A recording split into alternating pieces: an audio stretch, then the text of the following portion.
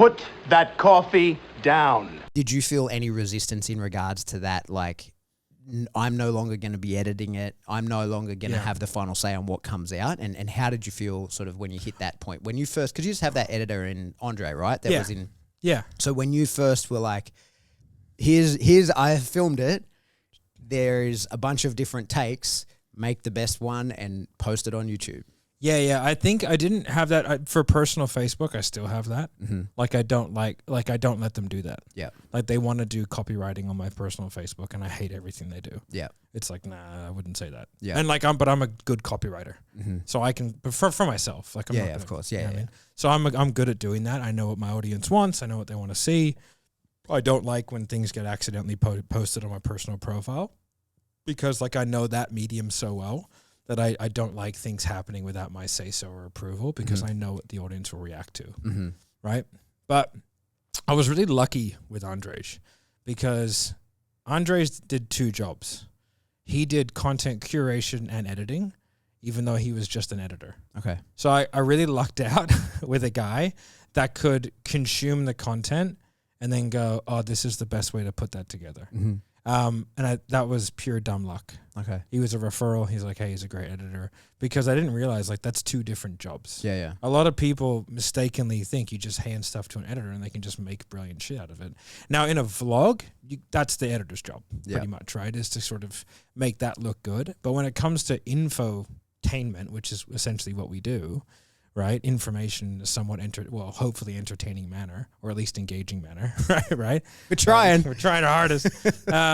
Like that's really hard to put together, because you have to understand the concepts that are kind of being espoused. So like just handing that to an editor is tough. Yeah. And we've been really lucky with Boosh, Yeah. because, you know, he puts it all together and he can make interesting things and, you know, put out quality reels, you know, from this podcast and stuff. So I was very lucky to have a good initial experience, which probably left me to kind of hand things over a little bit easier.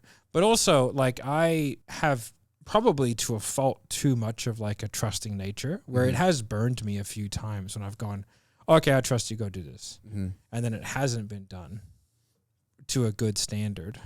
Is there an example of that you can talk about? Usually it's with like contractors, you know what I mean? Like I've hired contractors and just kind of left them to their own devices. And it wasn't until 4 or 5, 6 months down the track that I kind of realized they're actually not doing anything.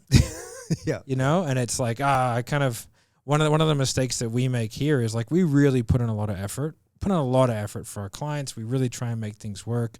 We go above and beyond. Like we just did a big, I can't say the name of the company because we're under an NDA, but a really big reshape of the Asia Pacific sales process for a very large company in the finance space.